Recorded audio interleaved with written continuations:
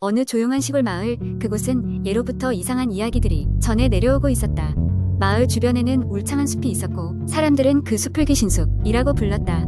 하지만 누구도 왜 그런 이름이 붙었는지 정확히 아는 이는 없었다. 단지 숲 주변을 지나갈 때마다 으스스한 기분이 드는 것과 숲속에서 낮에도 해가 잘 들지 않아 항상 어두웠다는 이야기만 전해졌다. 그 마을에는 현우라는 청년이 살고 있었다. 그는 도시에서의 생활에 지쳐 이곳으로 온 지 1년이 채 되지 않았다. 어느 날 그는 마을의 한 노인으로부터 귀신숲에 얽힌 흥미로운 이야기를 듣게 되었다. 옛날부터 그 숲에서는 신비로운 소리가 들렸다고들 하지. 밤이 되면 특히 그 소리가 커져서 숲 가까운 곳에서 잠을 자다간 뭔가 이상한 꿈을 꾸게 된다고 하더군. 현우는 그 말을 흘려들었지만 뭔가 호기심이 생겼다. 마을에 온 후로 그는 늘 지루한 일상 속에 빠져 있었고 새로운 무언가가 필요했다. 그래서 결국 그는 직접 숲을 탐험해보기로 결심했다. 다음날 아침, 현우는 배낭에 간단한 음식을 챙기고 숲으로 향했다. 그의 발걸음은 처음에는 가벼웠지만 숲에 가까워질수록 묘한 긴장감이 느껴졌다. 숲 입구에 도착했을 때 그는 잠시 발걸음을 멈추고 주변을 둘러보았다. 모든 것이 조용했지만 그 조용함 속에 무엇인가 숨겨져 있는 듯한 느낌이 들었다. 숲속으로 들어간 그는 시간이 흐를수록 점점 더 깊숙이 들어가게 되었다. 나무 사이로 햇빛이 간신히 비춰지는 길을 따라가던 그의 앞에 더 이상 길이 보이지 않았다. 조금 당황했지만 그는 방향을 잃지 않으려 애썼다. 그때 갑자기 어디선가 이상한 소리가 들려왔다. 마치 누군가 조용히 속삭이는 듯한 그 소리는 점점 커져갔다. 현우는 그 소리를 따라가 보기로 했다. 그러나 그가 소리의 근원을 찾으려 할수록 소리는 멀리서 들려왔다. 숲을 헤매다 지친 현우는 결국 자리를 잡고 잠시 쉬기로 했다. 눈을 감고 잠깐 쉬는 동안 그는 이상한 꿈을 꾸기 시작했다. 꿈속에서 그는 끝없이 이어지는 길을 따라 걷고 있었고 그 끝에는 작은 오두막이 보였다. 꿈에서 깨어난 그는 오두막을 실제로 발견하기 위해 주변을 둘러보았다. 그리고 얼마 지나지 않아 나무 뒤로 작은 오두막 한 채가 그의 눈에 들어왔다. 그는 조심스럽게 오두막으로 다가갔다. 오두막 문을 열자 안에는 누군가가 살았던 흔적이 남아 있었다. 먼지가 쌓인 가구들과 낡은 사진들이 그곳의 세월을 말해주고 있었다. 오두막 안을 둘러보던 중 그는 우연히 바닥에서 떨어진 낡은 일기장을 발견했다. 궁금한 마음에 일기장을 펼쳐본 그는 충격적인 이야기를 접하게 되었다. 그 일기 속에는 이 숲이 단순한 숲이 아니라는 것이 기록돼 있었다. 숲은 오랫동안 무언가를 숨기고 있었고 그를 알아차린 사람들은 숲속에서 사라졌다는 이야기가 담겨 있었다. 이 일기장을 쓴 사람은 자신이 숲의 비밀을 알게 되었고 그 비밀 때문에 점점 숲의 일부가 되어가고 있다고 썼다. 마지막 페이지에는 누군가 이 일기를 본다면 절대로 숲의 깊은 곳으로 들어가지 마시오라는 경고가 적혀 있었다. 현우는 소름이 끼쳤다. 서둘러 그곳을 벗어나려 했지만 숲은 더 이상 그를 쉽게 보내주지 않았다. 어느새 어두워지기 시작했고 길조차 보이지 않게 되었다. 그는 방향을 잃고 숲속을 헤매기 시작했다. 그러던 중 이상한 기운이 그를 감싸며 누군가 그의 이름을 부르는 소리가 들려왔다. 그 소리는 점점 가까워졌고 현우는 두려움에 휩싸였다. 수없이 돌아다닌 끝에 그는 겨우 숲 밖으로 나올 수 있었다. 그의 시계는 밤 12시를 가리키고 있었고 그는 긴 어둠 속에서 간신히 빠져나온 기분이었다. 마을에 돌아온 그는 마을 노인에게 일기장을 보여주었다. 노인은 그것을 보고 놀란 듯 말했다. 이 일기장은 50여 년 전 이 마을에서 사라진 어떤 가족의 것이다. 그들이 숲을 탐험하겠다고 나서면서 사라졌는데 결국 이렇게 돌아온 건가?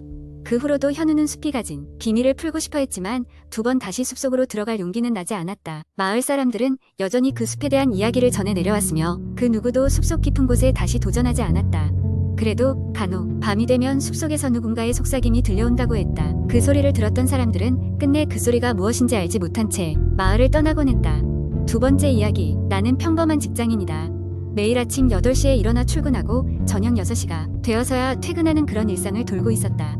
평일에는 친구들을 만나기도 힘들고 그저 집에 가서 텔레비전을 보다 잠드는 것이 유일한 낙이었다. 그러던 중 인터넷에서 우연히 어느 한 커뮤니티에서 공포 게시글이 눈에 들어왔다. 게시글에는 오래된 폐가에 관한 이야기가 있었다. 도시에 위치한 이 폐가는 일찍이 무슨 이유인지 사람들이 발길을 끊었고 이후로 여러 무서운 괴담이 떠돌아다니기 시작했다. 그중 가장 인상 깊었던 이야기는 심야에 이곳을 찾은 사람들은 돌아오지 못했다는 것이었다.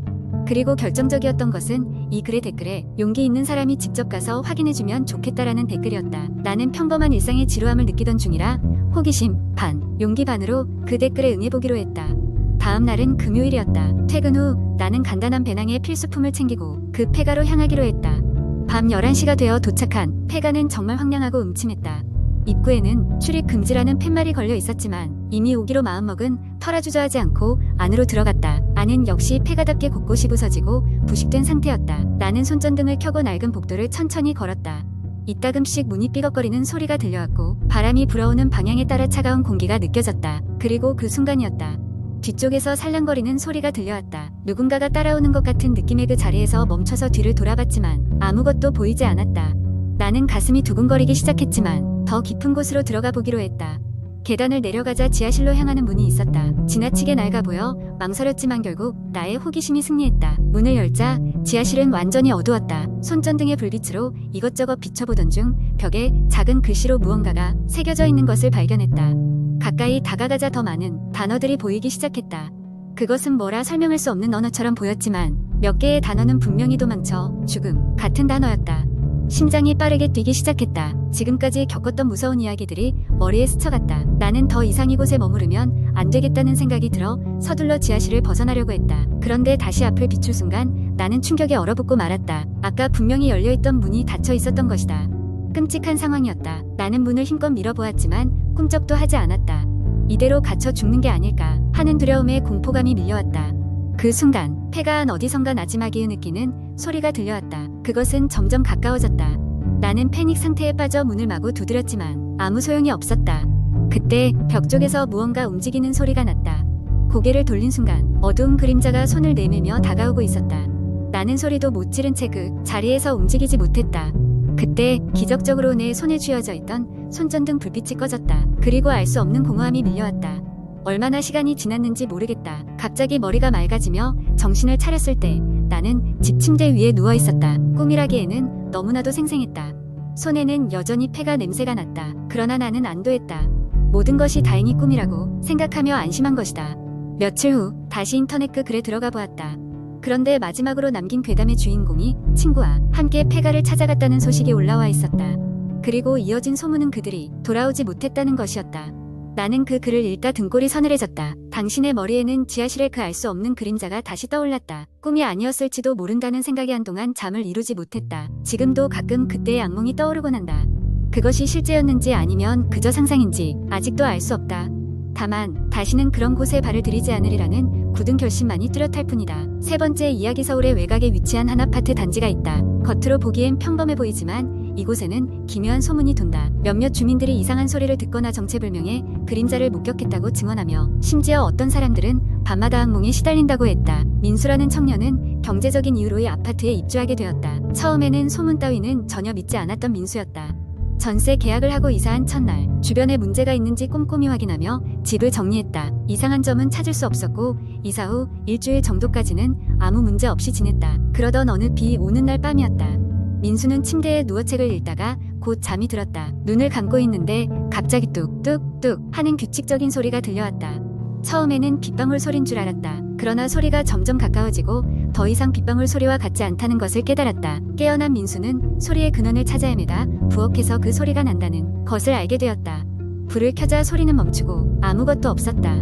그날 이후로 민수는 매일 밤 같은 시간에 그 소리에 시달렸다. 이상하게도 소리는 항상 3시 정각에 시작되었고 불을 켜면 멈췄다. 몇 번의 사건 이후 민수는 익숙해져 버렸고 귀찮지만 무시하기로 했다. 그러던 어느 날 민수는 이상하게도 한밤중에 화장실로 가고 싶다는 생각에 사로잡혔다. 화장실에 가려면 부엌 옆을 지나야 했다. 부엌을 지날 때 문득 소리가 들려왔다. 그러나 이번엔 소리와 함께 부엌의 불이 자동으로 켜지는 기이한 현상이 일어났다. 부엌으로 들어가 보니 식탁 위에 누군가가 흙투성이의 손으로 도와줘라고 적어놓은 것이었다. 민수는 두려움에 경찰에 신고했다.